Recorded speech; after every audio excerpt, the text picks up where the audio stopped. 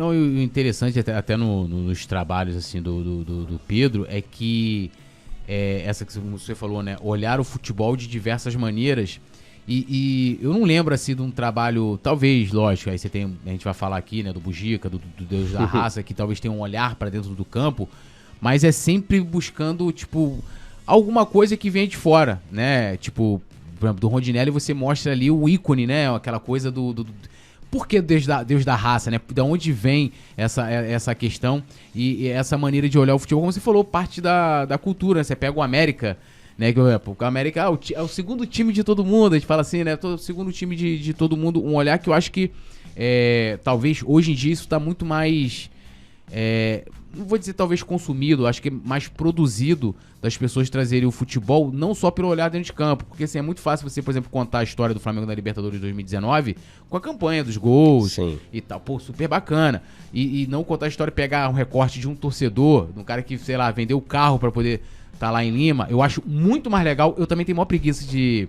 Pô, eu vi um documentário do River Plate, que eu achei do caceta, eu gosto muito dessa, mas ali também mostra muito aquela coisa do povo, mas eu tenho uma preguiça pra olhar, tipo, aquela coisa de campo e bola, sabe? Porque a gente já meio que vive isso o tempo inteiro, sim, né? E eu queria que você falasse assim, que se você tem essa coisa nas suas obras, porque tudo que você faz, você tem também direção do podcast Encruzilhada, que mostra a coisa da cultura popular do Rio, da macumba, da encruzilhada mesmo, essa coisa de que é a cultura do carioca também, do brasileiro.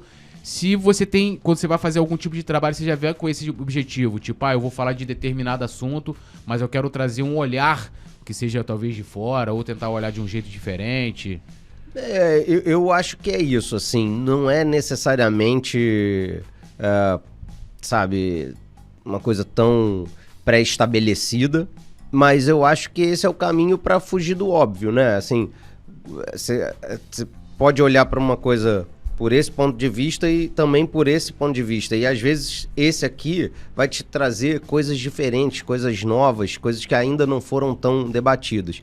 E um ponto que sempre me interessou foi contextualizar o futebol dentro do tempo e da história, né? Assim, então, por exemplo, quando eu fui falar sobre a democracia corintiana, ela por si só já tem uma força incrível. Sim, incrível. Mas quando você entende o que estava acontecendo ao redor ali, né, seja do ponto de vista da cultura, seja da política, aquilo ganha uma força muito maior. Mesma coisa os Geraldinos. A gente começou a rodar, Renato e eu, meu camarada Renato Martins, com quem eu dirigi esse filme, em 2005. Pô, vamos filmar os últimos jogos da Geral, beleza. A gente só conseguiu lançar o filme 10 anos depois. Nesse período, o Maracanã foi destruído uma outra vez por conta da Copa do Mundo. Quando a gente entendeu isso, a gente falou, cara, o filme é outro. A gente tem que falar desse processo de elitização do Maracanã, a gente tem que falar sobre...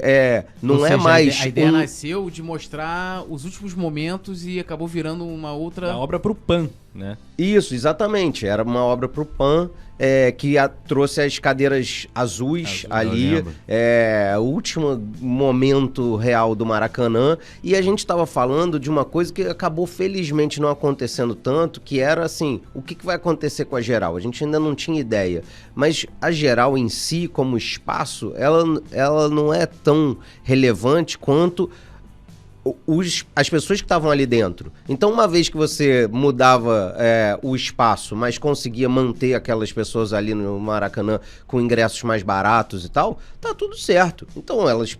Inclusive, muitas a gente voltou e elas falam assim, pô, tô até gostando mais, agora eu consigo até ver um pouco do jogo, né? Porque aquela obra inclinou um pouco, rebaixou o campo, inclinou ali as cadeiras azuis e tudo mais. Mas quando veio a outra... a definitiva, a que acabou com o Maracanã, que é o que a gente entende hoje, esse estádio de hoje, que tem o mesmo nome, mas não é o mesmo estádio, a gente falou, cara, a gente precisa falar sobre isso, né?